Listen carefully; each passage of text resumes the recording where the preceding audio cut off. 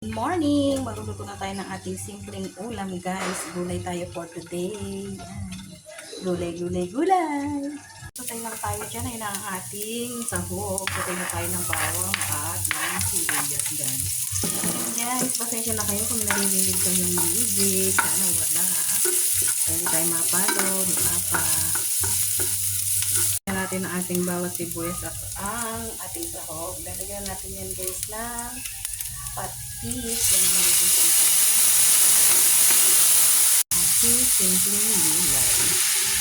Ayan, gulay muna tayo today, guys. Kasi dadalawa lang naman kami dito sa bahay. Kaya pwede tayo ng gulay for today.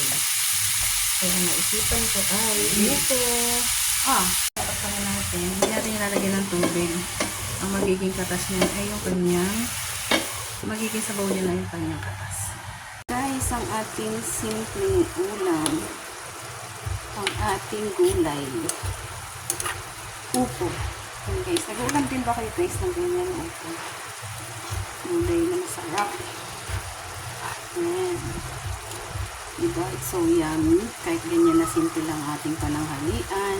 Busog na tayo dyan.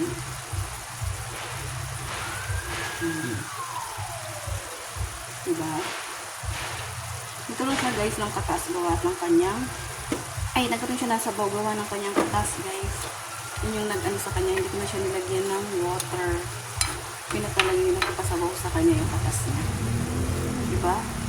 Dalawa lang naman kami guys, okay na sa amin yan. Okay na guys, ang ating simpleng ulam, it's too yummy.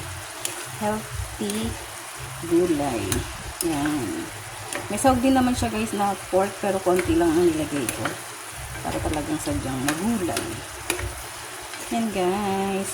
So yummy. Yan na po ang ating lunch for today. Thank you for watching. Please follow, like, and share. Bye-bye.